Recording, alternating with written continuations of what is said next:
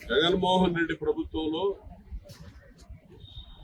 హత్యలు చేసిన వాళ్ళు 3 నెలల్లో రోడ్ల మీద తిరుగుతున్నారు. బయటకు వచ్చి ఎమ్మెల్సీ దగ్గర డ్రైవర్గా ఉన్నటువంటి మా దళిత సోదరుడు సుబ్రహ్మణ్యాన్ని హత్య చేసిన ఎమ్మెల్సీ 6 నెలల్లో బయటకు వస్తే రెడ్ కార్పెట్ వేసి స్వాగతం పలికాడు జగన్మోహన్ రెడ్డి. జగన్మోహన్ రెడ్డి మీద కోడి కత్తితో దాడి గీత పడిందని చెప్పి మెడ మీద మా సోదరుడు జనుపల్లి శ్రీనివాసరావు 5 సంవత్సరాల నుంచి జైల్లో ఉన్నాడు.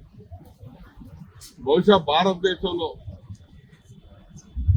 ఐపీసీ ఇండియన్ పీనల్ కోడ్లో ఇంతవరకు కూడా ఏ సెక్షన్ ప్రకారం మరి 5 సంవత్సరాల నుంచి జైల్లో ఉంచారో దేశంలో ఎవరు కూడా ఇటువంటి శిక్ష అనుభవించేటువంటి పరిస్థితులు ఉన్నాయని నేను అనుకోవట్లేదు.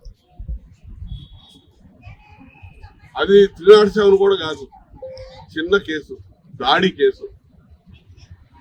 అతను చెప్పాడు ఆ రోజు శ్రీనివాసరావు అనేక మధ్యలో కూడా చాలాసార్లు చెప్పాడు, జగన్మోహన్ రెడ్డి అభిమాని నేను, జగన్మోహన్ రెడ్డి మీద ఏదన్నా ఒక ఇన్సిడెంట్ జరిగితే ప్రజల్లో సానుభూతి పెరిగి ఆయన ముఖ్యమంత్రి అవుతాడు, ఎక్కువ మెజారిటీ సీట్లు వస్తాయని నాకు ఆశతో నేను చేశానని చెప్పి ఆయనే చెప్పాడు.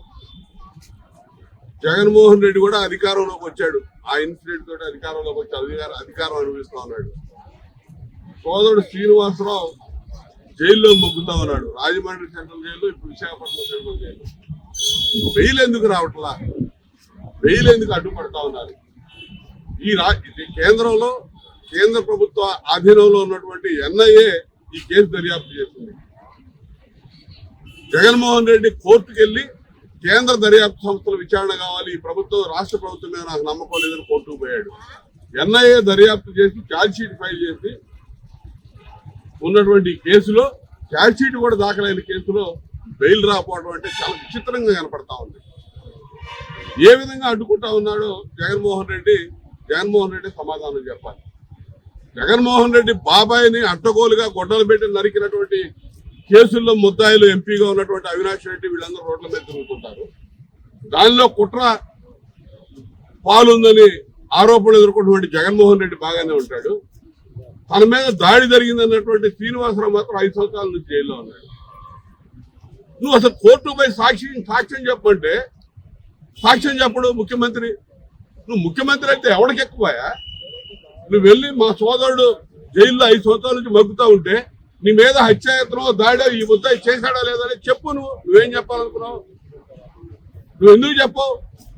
దళిత సోదరుడు మగ్గిపోతా ఉన్నాడు, అతనితో పాటు అతని కుటుంబ సభ్యులు, స్నేహితులు అనేక రకాలుగా ఇబ్బందులు పడతా ఉన్నారు. ఒక జీవితం పోతా ఉంది ఒక పిల్లవాడిది. నువ్వెందుకు సమాధానం చెప్పు? నువ్వెందుకు సాక్ష్యం చెప్పు? చేసింది అతను కాదా? అదైతే అతనేనని చెప్పు. శిక్ష పడ్డా కూడా 5 సంవత్సరాలు పడదు ఆ కేసులో. పనికి మాలిన ముఖ్యమంత్రి దళితుల మీద దమనకాండ 4 సంవత్సరాలు 8 నెలల నుంచి సాగిస్తానే ఉన్నాడు. హత్యలు చేశారు, అఘాయిత్యాలు చేశారు, మానభంగాలు చేశారు, శిరోముండాలు చేశారు, మూత్ర విసర్జన చేసి అవమానించారు. ఎప్పుడు ఎక్కడ జరగనటువంటి సంఘటనలు ఈ రాష్ట్రంలో జగన్మోహన్ రెడ్డి అధికారంలోకి వచ్చినా జరిగినాయి. ఇవాళ మా దళిత సోదరుడు కోడికత్తి సీను ఇవాళ సెంట్రల్ జైల్లో నిరాహార దీక్ష చేస్తా ఉన్నాడు. దానికి మద్దతుగా ఇక్కడ వాళ్ళ తల్లి సోదరుడు 3 రోజుల నుంచి నిరాహార దీక్ష చేస్తా ఉంటే నిన్న దౌర్జన్యం చేసి వారికి మద్దతుగా దీక్షలో అన్ని విధాలు సహకరిస్తున్నటువంటి సమతా సైనిక దళ కార్యకర్తల్ని, నాయకుల్ని అందరి మీద దౌర్జన్యం చేసి రాత్రి తెల్లవారుజామున మొత్తాన్ని ఈడ్చుకొచ్చి హాస్పిటల్లో పెట్టారు. ఖైదీలు చూసినట్టు చూస్తా ఉన్నారు హాస్పిటల్లో కూడా. అక్కడ పోలీస్ ఫోర్స్ పెట్టి సిగ్గుండాలి ఈ ప్రభుత్వానికి. అంబేద్కర్ విగ్రహం ఇక్కడ వేసావు కదా, పోయి అంబేద్కర్ గారికి మొర పెట్టుకుంటామని చెప్తే కూడా పోనివ్వకుండా తీసుకొచ్చి ఇక్కడ పెట్టారు. నువ్వు ఎన్ని రోజులు ఆపుతావు? పోతావు, చెప్పుకుంటావు. అంబేద్కర్ గారికి కూడా చెప్పలేవా? రాజ్యాంగాన్ని ఇచ్చినటువంటి దేవుడు ఆయన. ఎవడో చెప్తాం? మాకు ఉన్నటువంటి ఇబ్బందులు ఆయనకే చెబుతాం. నువ్వు రాజ్యాంగాన్ని ఏ విధంగా ధ్వంసం చేస్తా ఉన్నావో, ఏ విధంగా తొంగలో దొక్కుతా ఉన్నావో, ఏ విధంగా ఇవాళ అప్రజాస్వామికి వ్యవహరిస్తా ఉన్నావో, ఏ విధంగా దళితుల్ని కాలరాస్తా ఉన్నావో, అధపాతాళాన్ని తొక్కుతా ఉన్నావో మేము అంబేద్కర్ గారికే చెబుతాం. ఉన్నావు నువ్వు శాంతియుతంగా నిరాహార దీక్ష చేస్తున్నటువంటి తల్లిని, కోడికత్తి శ్రీను తల్లిని, సోదరుని, సమతా దళ సైనికుల్ని నువ్వు తీసుకొచ్చి నిర్బంధించి ఏం చేయాలనుకుంటున్నావు? ఇది అంతం కాదు, ఆరంభం. గుర్తుపెట్టుకో. నీ బతుకు మొత్తం ఇంక 80 రోజులే ఉంది. నీకు మొదలైంది ఇవాళ 80 రోజులే ఉంది. ఇక ఎన్నికలు దగ్గర పడే రోజులు. నీకు సహకరిస్తున్నటువంటి అధికారులు కూడా గుర్తుపెట్టుకోండి. ఇవాళ ఇమ్మీడియట్ గా నువ్వు కోర్టుకు వెళ్ళు, అరెస్ట్ చేయండి. ఎన్బిడబ్ల్యూ ఇష్యూ చేయాలి. కోర్టులు కూడా ఎందుకు మరి చోద్యం చూస్తామని అర్థం కావట్లా. ఎన్బిడబ్ల్యూ ఇష్యూ చేయాలి. సాక్షి అనేవాడు 1, 4 సార్లు 10 సార్లు తప్పించుకుంటా ఉంటే ఏం చేయాలి? కోర్టులు ఎన్బిడబ్ల్యూ ఇష్యూ చేసి తీసుకొని సాక్ష్యం చెప్పించాలి. ఎందుకు వదిలిపెడతా ఉంది? అతను అక్రమ కేసుల్లో 43,000 కోట్లు అడ్డగోలుగా దోపిడీ చేసిన కేసుల్లో తప్పించి తిరుగుతా ఉన్నాడు. ముఖ్యమంత్రి పదవిని అడ్డం పెట్టుకొని కేసుల విచారణ ముందుకు సాగకుండా తప్పించి తిరుగుతా ఉన్నాడు. అతని మీద దాడి చేశాడని చెప్పి ఒక అమాయకుడిని జైల్లో పెట్టిన కేసులు సాక్ష్యం చెప్పకుండా తప్పించి తిరుగుతా ఉన్నాడు. ఎన్ని అంశాల్లో తప్పించి తిరుగుతావు జగన్మోహన్ రెడ్డి? ప్రజల నుంచి తప్పించుకుంటావా? తప్పించుకోలేవు. ప్రజా క్షేత్రం నుంచి నువ్వు 80 రోజుల్లో నువ్వు బయటకు వెళ్ళిపోతా ఉన్నావు. ఎక్కడికి వెళ్తావో తెలియదు. అప్పుడు మాత్రం నువ్వు తప్పించుకోలేవు. ఇప్పుడంతా తప్పించుకుంటా ఉన్నావు. అప్పుడు నువ్వు జైల్లో పెట్టి విచారిస్తారు. నీ కేసులన్నీ కూడా శాశ్వతంగా జైలు పాలవుతావు. గుర్తుపెట్టుకో. నువ్వు మా సోదరుడు శ్రీనివాసుని ఇదే విధంగా అనేక మంది నువ్వు ఏ విధంగా హింసిస్తా ఉన్నావు, ఈ విధంగా జైలు పాడు చేసావో ఇదంతా కూడా నీకు ఇంతకింత ఈ పాప పరిహారం నువ్వు ఖచ్చితంగా అనుభవించి తీరుతావు అని చెప్పి నేను హెచ్చరిస్తా ఉన్నాను.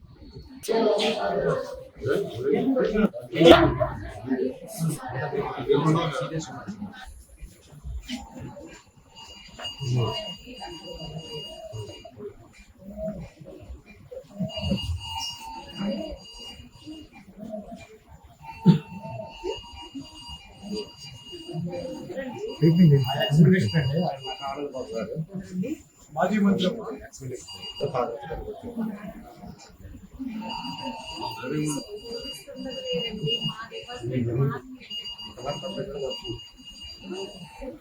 సెక్రటరీ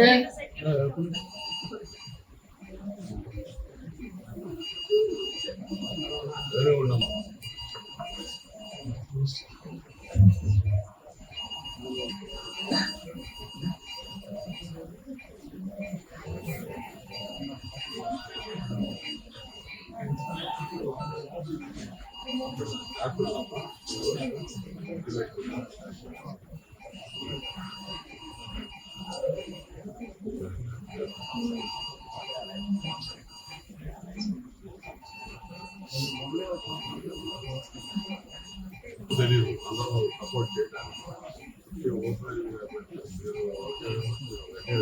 పార్టీ పరంగా అందరూ గట్టిగా నిలబడుతున్నారు.